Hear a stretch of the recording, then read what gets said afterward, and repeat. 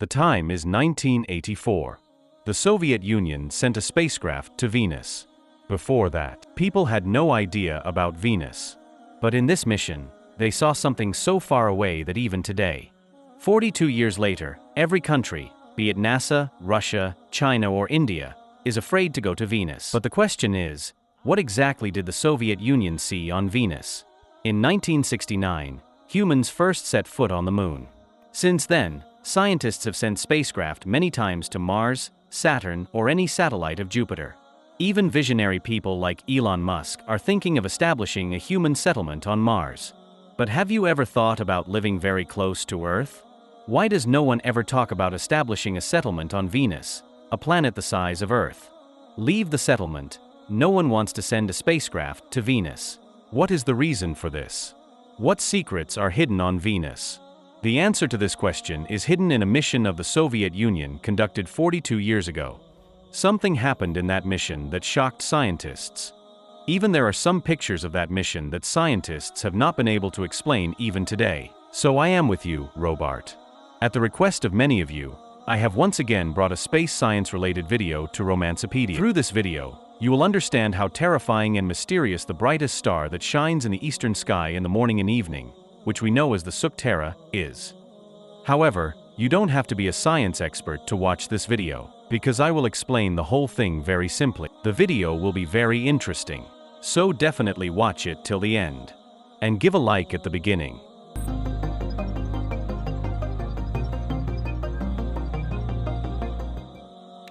After World War II, America and the Soviet Union were embroiled in the Cold War.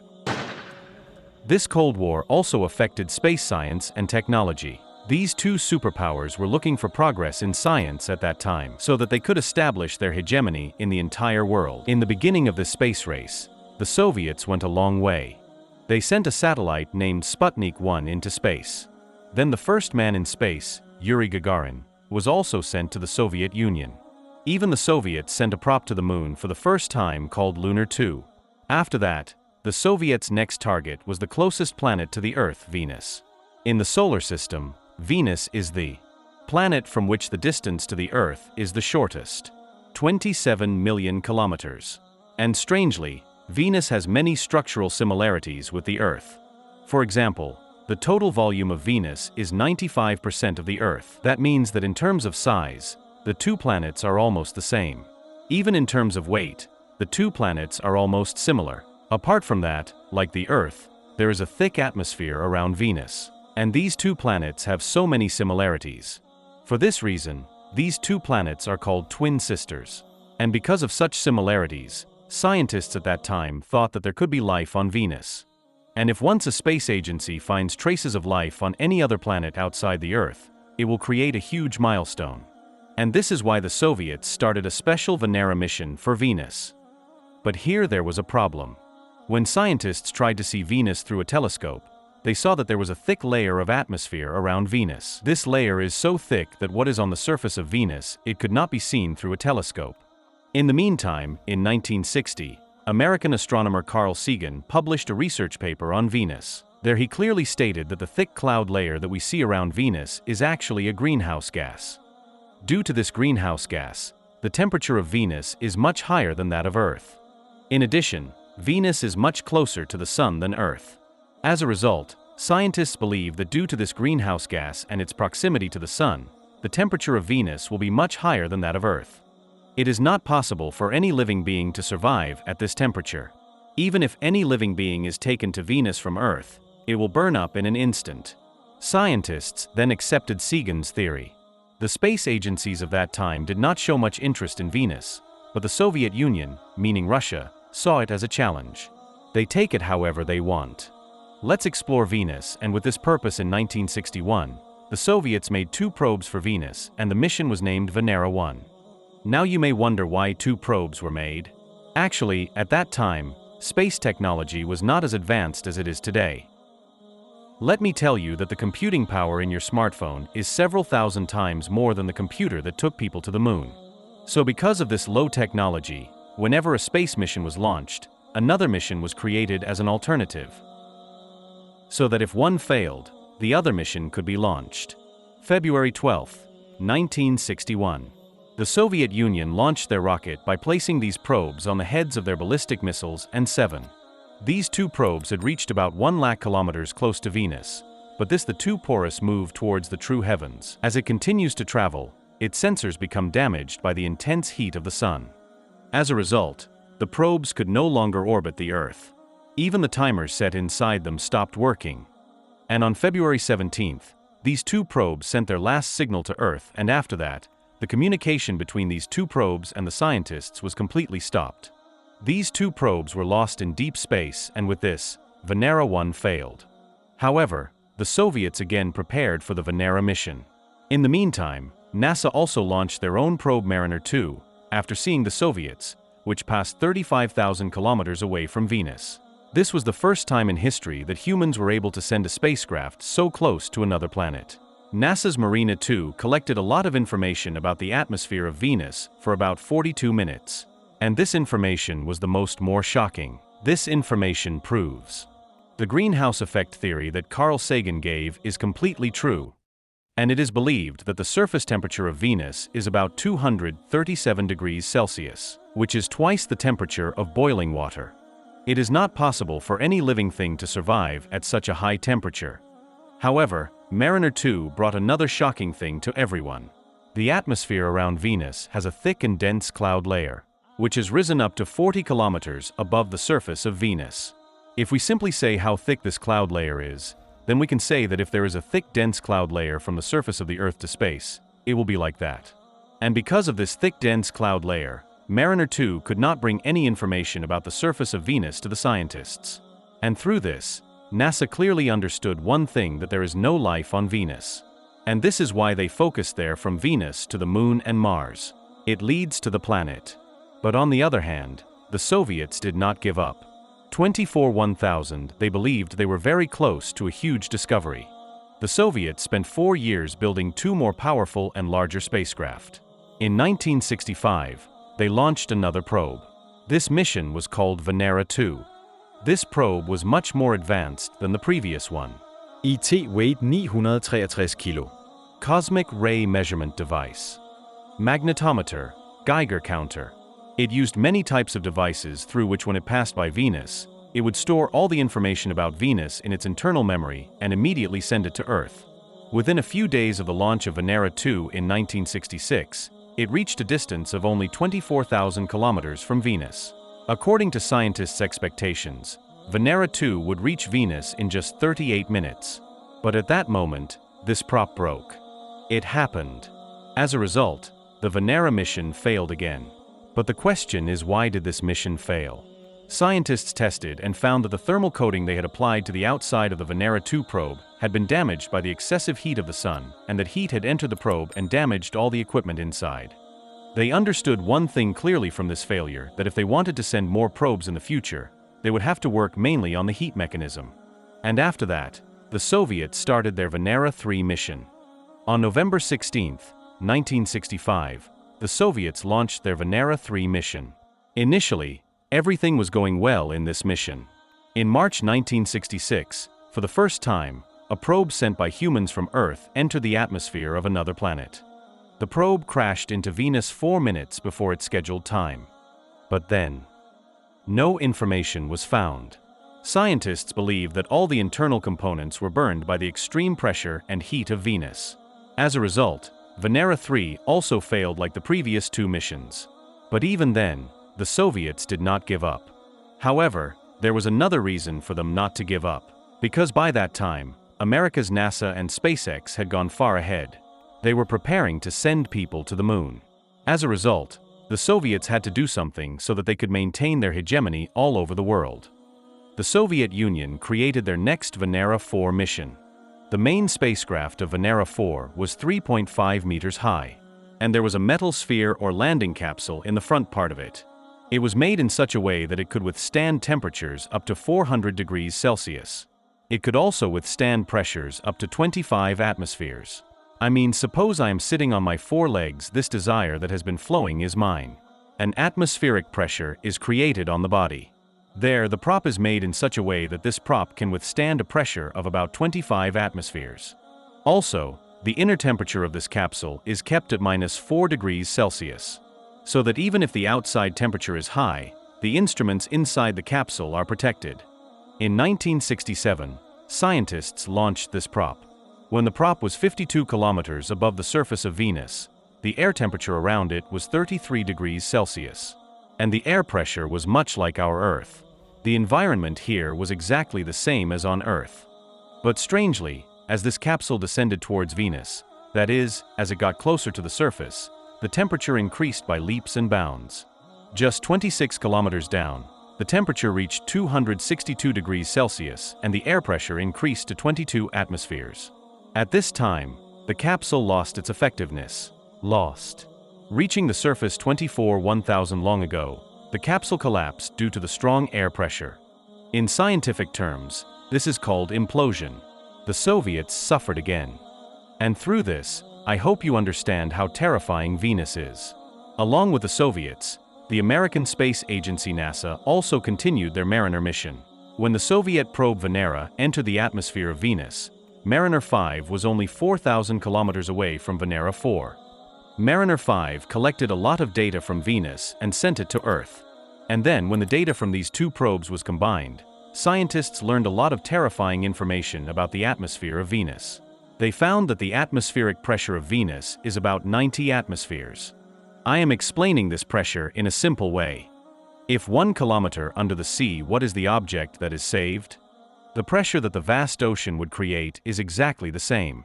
I mean, imagine the same amount of pressure on the surface of Venus. And not only the pressure, the temperature here is about 480 degrees Celsius. The temperature at which a lead ball melts. It is also known that the atmosphere of Venus is filled with carbon dioxide, nitrogen, and toxic sulfuric acid gas. There is less than 1% oxygen here. All in all, the evening star that we see in the sky looks like heaven, but it is actually very close to hell.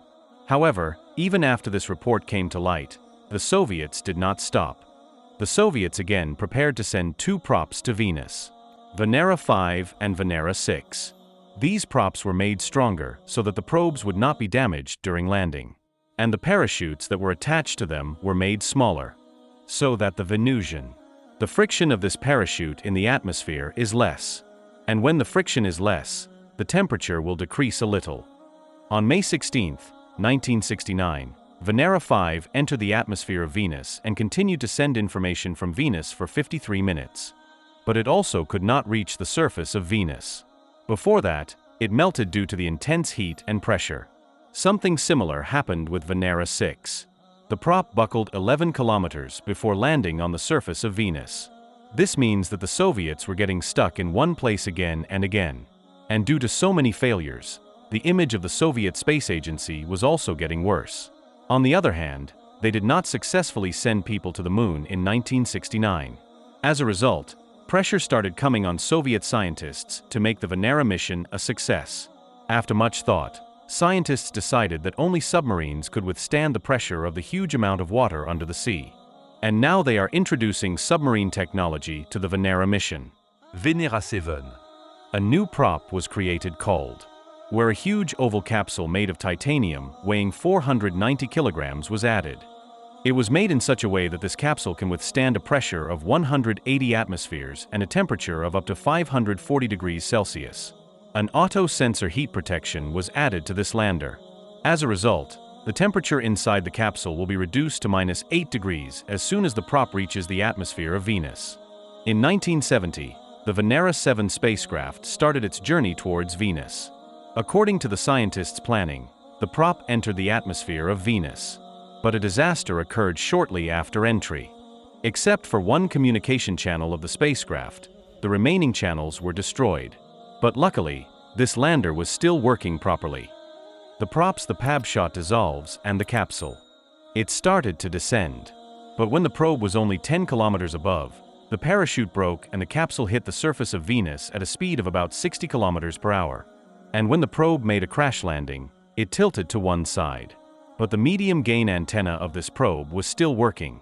And from this, although very weakly, the probe was able to communicate with the Earth from the surface of Venus for 23 minutes. This Venera 7 was the first man-made device that touched the soil of another planet and collected data from there and sent it to Earth. The information that this prop sent showed that there is no soil on Venus. It is all made of hard rock. Therefore, the idea that scientists had for so long that there might be traces of water somewhere on Venus was proven wrong. However, this partial success of Venera 7 motivated the Soviet Union even more. Then they kind of get up and try to figure out what the surface of Venus looks like. Not just information, they want to take pictures of the surface of Venus. Now you must be wondering how a camera lens would work in a place where a ball of lead melts and the pressure of space can bend and twist. Basically, the Russian Space Agency has proven something that no one could have ever imagined. Let me tell you here that each mission of this Venus is interconnected with each other, because scientists used to correct other missions from the failure of one mission. And in this way they launched a total of about 16 missions. So the next target of the Soviets was the Venera 4 mission. Venera 8 was launched in 1972. Its technology was roughly the same as Venera 7. But this test used a parachute, which allowed the test to reach a speed of 60 kilometers per hour. It was reduced to 25 kilometers per hour. And with this, a lithium nitrate block refrigeration unit is used in the heat control sensor inside the capsule, so that the temperature is more under control. On July 2nd, Venera 8 landed safely on the surface of Venus for the first time. It survived at a temperature of 500 degrees Celsius for about 50 minutes and continued to send data to Earth. Scientists learned from Venera 7 that the surface of Venus is made of hard rock. But Venera 8 said that the rock is actually basalt rock. This rock is formed by cooling volcanic lava. The structure of this rock is almost the same as the structure of basalt rock found on Earth, which proves that the structure of Earth and Venus is almost the same. Scientists had thought for a long time that since there is a thick cloud layer around Venus, maybe that is why sunlight cannot reach the surface of Venus. Venera 8. It is said that sunlight reaches the surface of Venus even after penetrating this entire atmosphere. With this information provided by Venera 8, Soviet scientists became more interested in taking pictures of the surface of Venus. And they started preparing for their next Venera 9 mission. Venera 9 did something that no one could have imagined before. Venera 9 sent a black and white picture of Venus to Earth for the first time. Let's talk about how this picture came from Venera 9. The spacecraft that was sent to Venera 9 did not only have a lander capsule. An artificial satellite was attached to it. Its job was to orbit Venus and send the signal received from the lander capsule to Earth.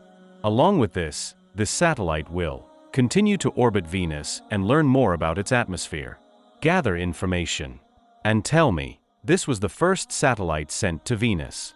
A camera lens was attached to the lander on Venera 9. And for this reason, when this lander was descending, its speed was greatly reduced, so that under no circumstances would its camera be damaged due to excessive friction with the atmosphere. Basically, this lander was passing through a layer of sulfuric acid that was about 12 millimeters thick. Not only that, but the wind speed at this time was more than 360 kilometers per hour.